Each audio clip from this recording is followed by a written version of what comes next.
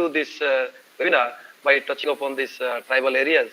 And thank you very much, Mr. Ohar, for your very insightful speech or discussion. And this is time that we should invite our last speaker. He is not the least, last but not the least, Professor Dr. Rudra Prasad Pradhan. He is an associate professor, the Department of Humanities and Social Sciences, BITS Plani, and you know that he teaches international relations, international trade and development economics, and maritime studies and blue economy as well. From 2007 to 2011, he was the member of expert committee. He was member expert dealing with Commonwealth Fellowship of MHRD, Government of India. He received the Rogelio in 1997, Embassy of Panama, for a research paper on Panama. He's a very widely traveled academic, and he has,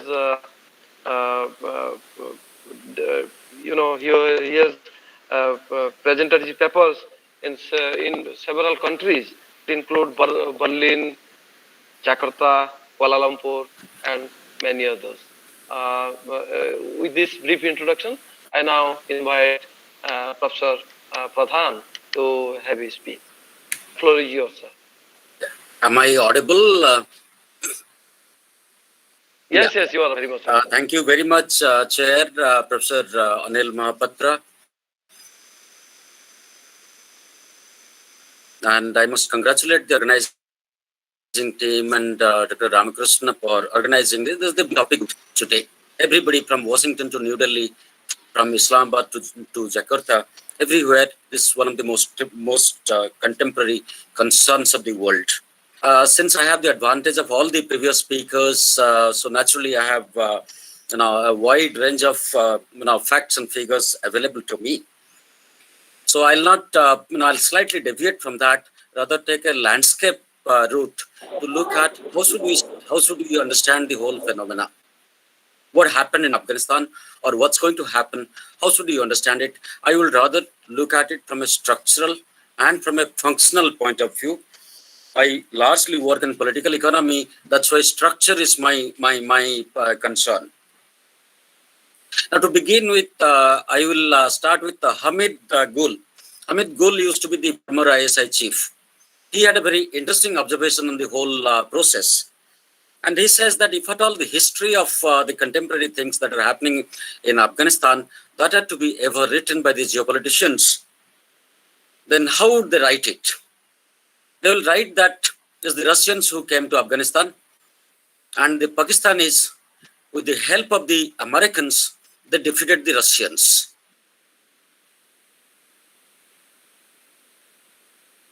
And then the next sentence, ideally reading us that after years, it is the Pakistanis, so two big superpowers of the world, and the Pakistanis have defeated them. How do we understand this? What he meant by that is that the Pakistanis are the kingmakers. They're the strategic access point of what's happening there. Take note. But then scholars who should appreciate as to how should we understand this approach. We can capture it this way, that whenever Pakistan has been isolated, they have funded, and whenever they have been partnered, they have also funded jihadis. So either way, jihadis has been a core component of Pakistan's foreign policy approach itself. So what I understand is that jihadi funding or that kind of a strategic orientation has been Pakistan's core foreign policy value, objective, and direction too. So that scenario, Pakistanis would appreciate that that's the strength they have, and that's the core value around which they have to operate, and that's why successive governments in Pakistan have continuously harped on terrorism. Now that if we look at it, very often people are talking about that there's a great decline of the Americans, what we call the end of Pax Americana. Thing is that very often if we look at the facts and figures of that, I certainly do not agree with that. The British declined in 1930s. Why did it decline? That its economic strength declined. It came down to roughly around 6% of the world's GDP share, and that's where they couldn't sustain a large empire, all over the world. So they had to decline. But same analogy, if I look at to apply it to the Americans, today, 2017, they were representing nearly 1/4 of the global GDP share. Today, after the pandemic and all that, 2020 end, it has come down to 15.9%, and the Chinese are ahead of them 18.34%, and on all that. That being the case, 15 point, that means they're the second largest economy of the world, no doubt about it. And in addition to that, what do they have? Is the highest military strength in the world. And economic strength declining, yes, of course, but it continues. In addition to that, the greatest strength of the Americans is that the technology, innovation, science and development, and the great universities they have, the thought process they have. What's happening in Afghanistan today, they had anticipated it back in 2000. Pentagon had done an exercise, what you can look at Asia project, Pentagon's Asia project 2025. They have clearly seen this to be happening, and also they had far greater conclusions around it. It's a relative decline, but it is definitely some amount of decline has happened, but Washington is not out and irrelevant. Second question is that why did the Americans withdraw?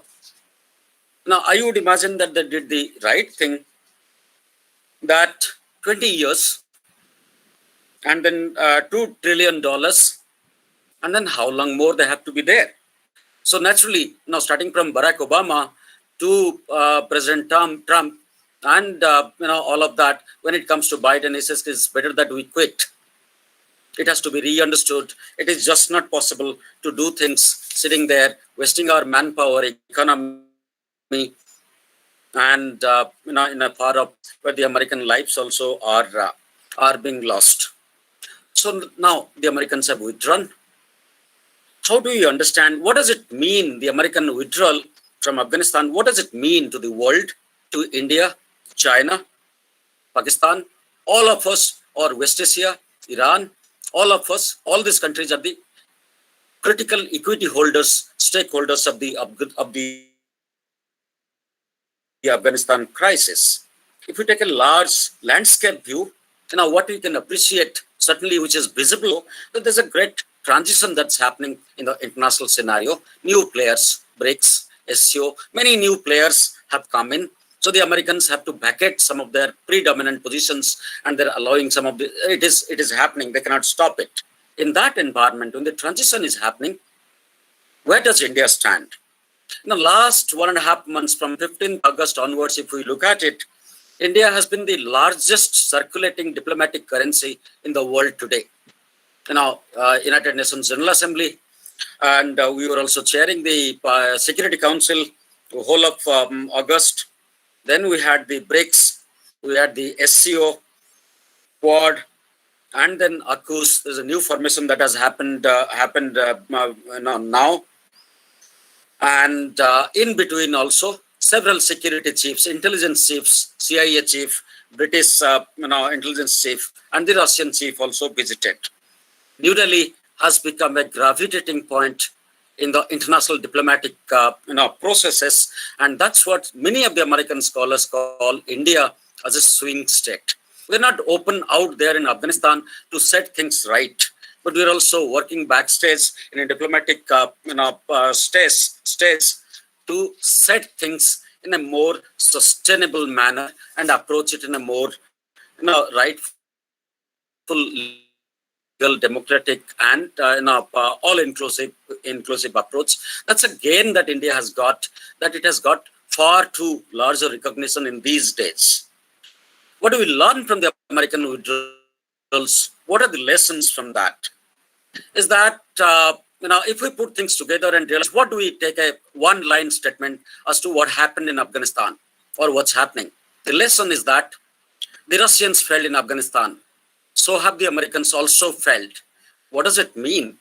Is that no single power or no single set of power can guide or direct the future or the political process of Afghanistan in a very decisive way, no matter how important, how powerful, how strong they are. That lesson is also available to India, also available to China, also available to the Pakistan also, that it is just not possible to govern Afghanistan from outside players. What is the lesson from that? That I think it has to be a bottoms-up approach. It has to evolve from within. And Afghanistan also had changed in between the last 2 decades when the Americans came and the previous government when Taliban was there. Hardly 1% of Afghanistan people had mobile phones. Today, 60 to 70% of them are internet connected and mobile connections and all that. And that's where you see the women in Afghanistan are also coming out and protesting against the Taliban's. Talibans are, I don't see a great future for them. So there's a popular swell that is happening from within, from ground. And that's where the external variables like India and many other countries in that process may have to respond to that in a favorable manner so that the ground swell gets space to express itself and Taliban is being cornered. Now coming precisely to India. Now what's India's foreign policy choices, challenges and limitations as we see it happening there? One of our critical limitations of India has been that we are not a long distance foreign policy strategic player. We have not created a perception of our foreign policy that as to how is it going to look like in 2025, 2030, 2040. We don't have. We are just responding as is, where is basis. Afghanistan, so we are responding there. China growth, we are responding there. And we are doing it on daily basis. And that's where the institution of foreign policy in India, MEA, must have to have a long distance, long range, approach. What are likely to happen, and if at all they happen, what are the alternatives that India has? So we are beginning to do it in Prime Minister Modi's time. I think Prime Minister Modi is the Prime Minister. Also, he's the biggest foreign minister India ever had. So we are just beginning to put things together, but that much more has to be. Yes, I'm completing. But the lesson is that how do we, in the long distance, how do we control our external environment? What's happening in Pakistan or Afghanistan? External environment.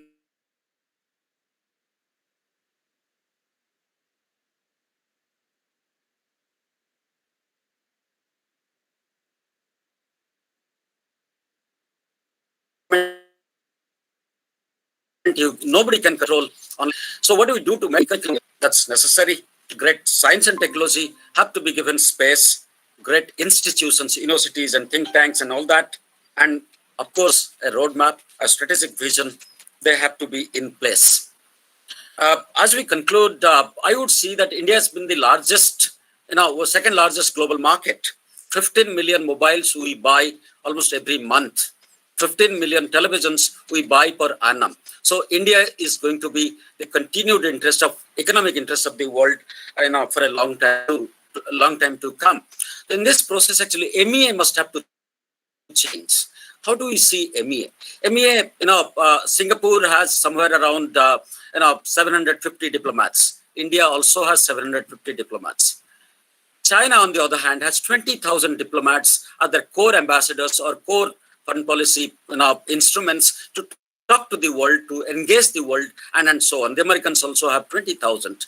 So it's a large country like India, rising country, one of the largest global market, and our MEA is only having 750 people. So institutionally, when you look at it, if at all India has to be far more effective, far more influential, it has to expand the MEA, structure itself, people itself, strengthen itself, and then have a long distance foreign policy vision.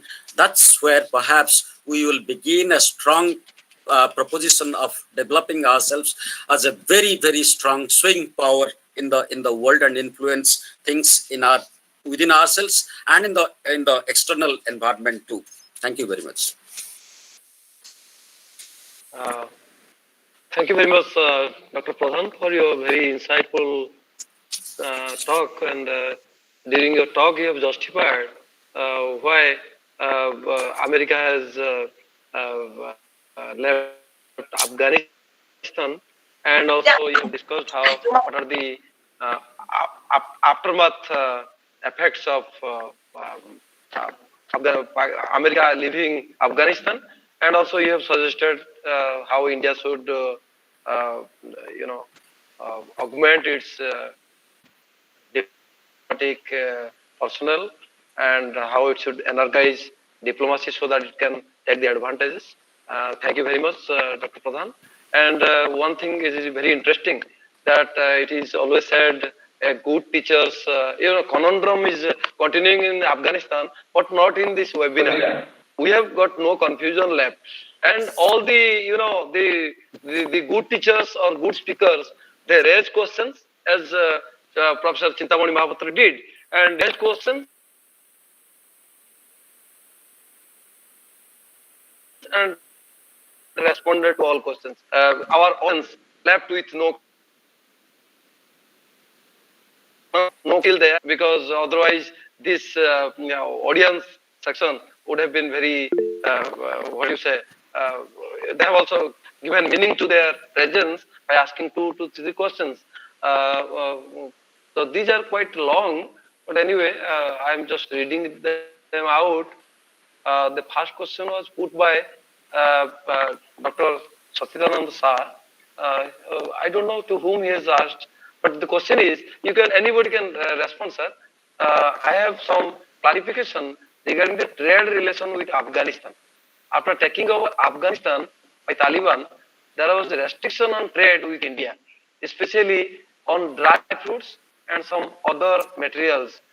So, what should be the alternative trade policy of India which will overcome the deficit in Indian market? Uh, Dr. Pradhan, you can also respond. Oh yes, yes. I would love to. I would love to. Because one of the greatest thing that happened when we had the Chabahar port. Now I have created a digital lab where we measure the vessel movement in each port of the world. So now after the Chabahar port was commissioned, then we're trying to look at what's happening to Karachi port as a result of the operationalization of the Karachi of the Chabahar port. It was a very interesting finding for me. I have presented it in a number of forums that Karachi port lost nearly 23% of its business after Chabahar became operational. So that was a trump card for India. But then suddenly there is a chaos in Afghanistan. So your Chabahar and Afghanistan and Central Asia, all that corridor is under stress. So am I still audible? I think.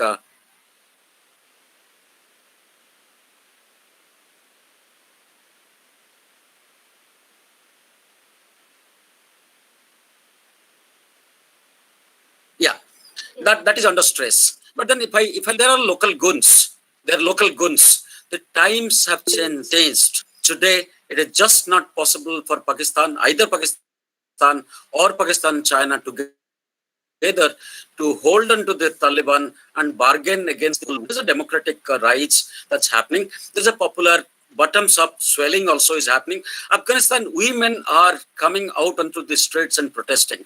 So I said, yes, there's a challenge to our investments in Afghanistan, trade also. Pakistan's trade itself also has declined, by the way.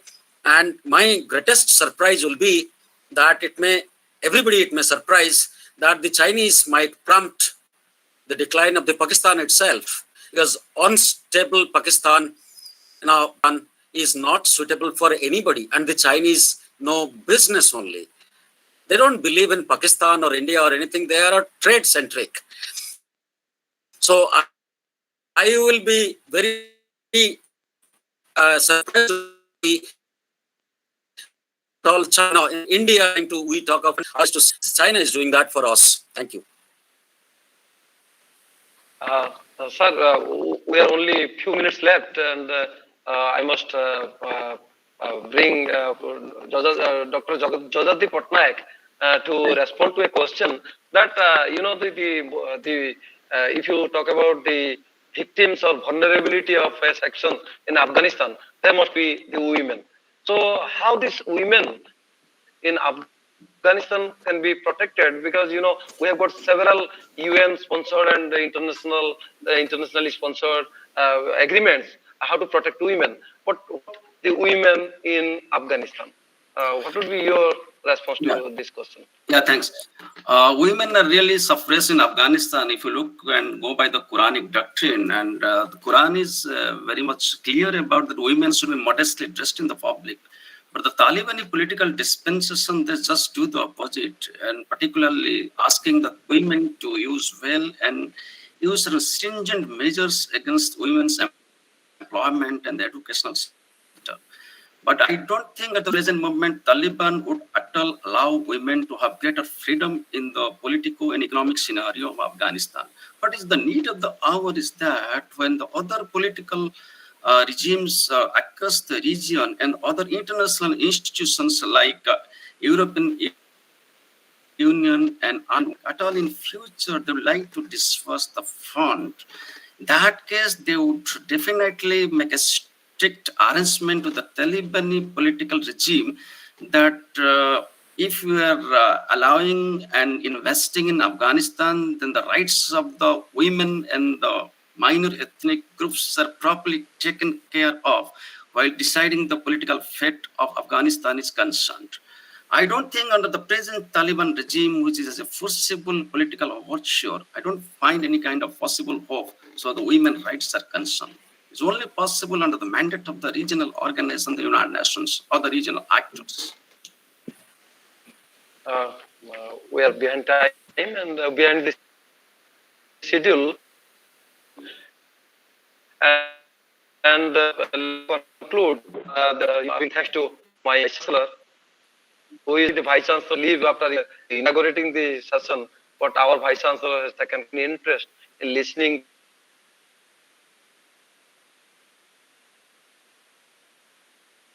to and then speakers on all. I also Dr. Jajadi Patnaik, who talked about the effect of the Taliban takeover on the neighboring states, and Dr. Pramod Jaiswal talked about how does it affect Nepal, and Mr. Ohor talked about the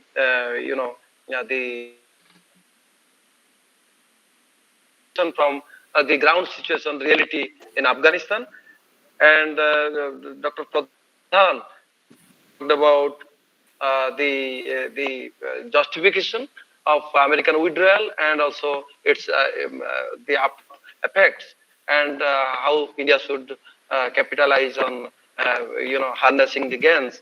So with this, I am concluding this plenary session. Thank you, convener Dr. Ramakrishna Pradhan, for giving me this opportunity. Thank you very much. Before a formal thanks by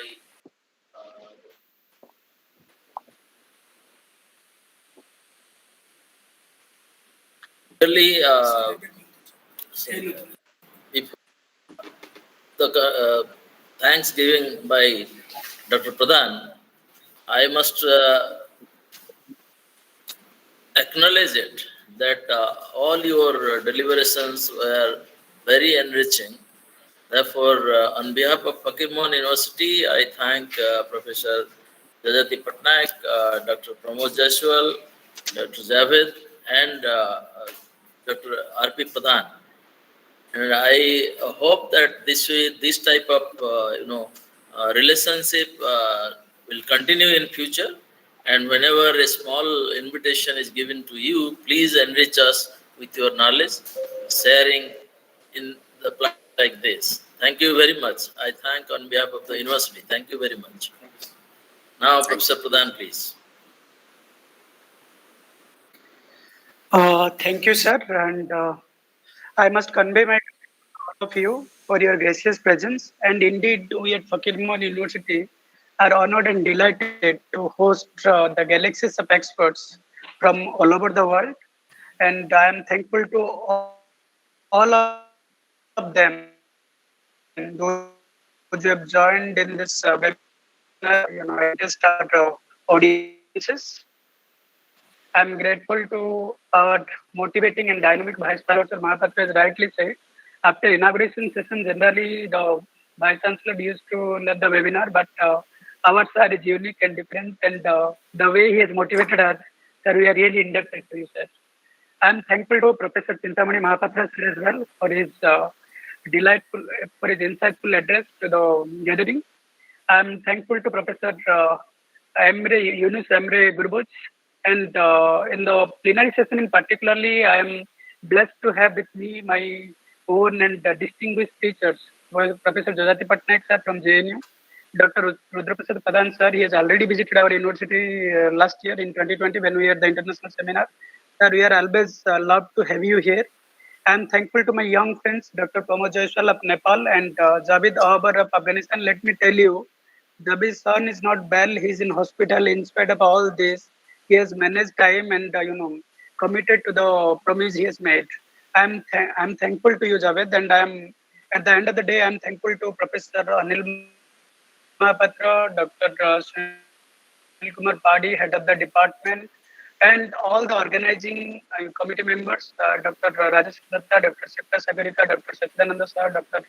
Smriti Sikta Thapa, Dr. Pavitra Mohan Nayak, Dr. Sanjeev Maji, and all other Dr. Gitanjali Panda and Professor Gitanjali Das as well.